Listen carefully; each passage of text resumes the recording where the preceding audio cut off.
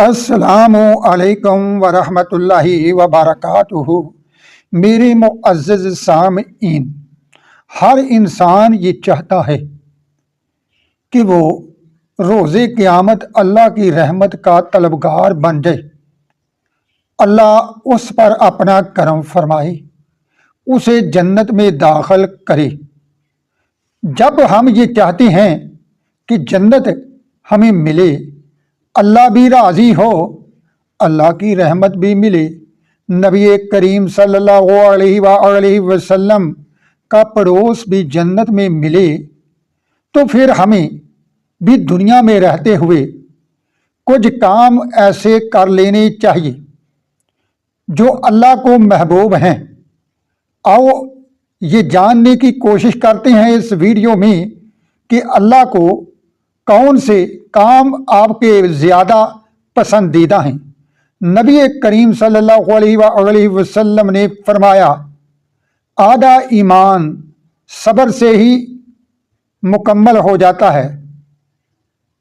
तो आप जानेंगे इस वीडियो में सब्र के बारे, और सब्र है क्या, और सब्र करें तो अल्लाह ताला हमें क्या अजर अता फरमाएगा।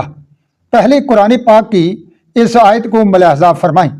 अल्लाह रब्बुल इज़्ज़त ने फरमाया, वल्लाहु युहिब्बुस साबिरीन, और अल्लाह ताला प्यार करता है सब्र करने वालों से, जो तकलीफ़ आने में, परेशानी आने में, सदमा आने में सब्र करते हैं, जो अल्लाह की अताअत करने में सब्र करते हैं।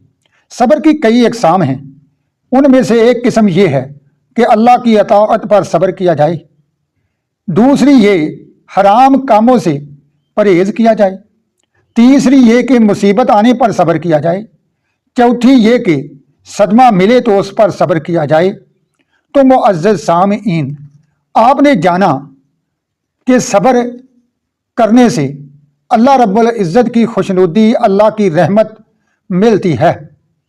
और सब्र करने वालों के बारे अल्लाह ने कुरान पाक में इरशाद फरमाया, वल्लाहु युहिब्बुस साबिरीन, और अल्लाह सब्र करने वालों से मोहब्बत करता है। एक और जगह अल्लाह रब्बुल इज़्ज़त ने फरमाया, वबश्शिरिस साबिरीन, सब्र करने वालों को खुशखबरी सुना दो। खुशखबरी क्या है वो भी कुरान की ज़बानी सुनिए। अल्लाह ने फरमाया, इन्नल्लाह मअस साबिरीन, बेशक अल्लाह सब्र करने वालों के साथ है। मुअज़्ज़ज़ सामईन, जब बंदा मुसीबत आने पर, बीमारी आने पर सब्र करे ना, तो इसका अजर अल्लाह बहुत ही ज़्यादा अता फरमाता है। और वो सुनो, कोई भी मुसलमान जब बीमार हो तो अल्लाह की तरफ से उसके पास दो फरिश्ते आते हैं, और उन फरिश्तों के ज़िम्मे सिर्फ यही होता है कि इस बीमार की ज़बान से निकले हुए अल्फाज नोट करने हैं। तो अल्लाह ताला दो फरिश्तों की ड्यूटी लगा देता है जब वो किसी बीमार के पास आते हैं। अगर वो बीमार हालत बीमारी में अल्लाह रब्बुल इज़्ज़त की हमद करे, अल्लाह ही की सना करे, अल्लाह ही की पाकी बोले, और वो सख्त तकलीफ में भी अल्हम्दुलिल्लाह पढ़े, तो फरिश्ते लिख लेते हैं। अल्लाह रब्बुल इज़्ज़त के पास जाकर कहते हैं। हालांकि आप जानते हैं कि अल्लाह को हर चीज़ का इल्म है, लेकिन अल्लाह ने सिस्टम चलाने के लिए ड्यूटियाँ लगाई हुई हैं।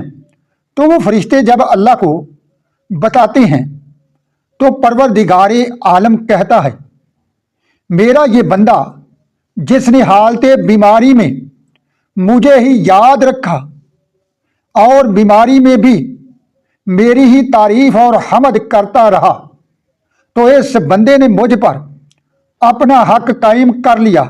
और इस बंदे का अब हक ये है कि इसको मैं इसके पहले वाले जिस्म से सेहत अता करने के बाद बेहतर जिस्म अता फरमाऊं, इसके गोश्त से बेहतर इसको गोश्त अता फरमाऊं, इसके खून से बेहतर शिफा के बाद इसको खून अता फरमाऊं।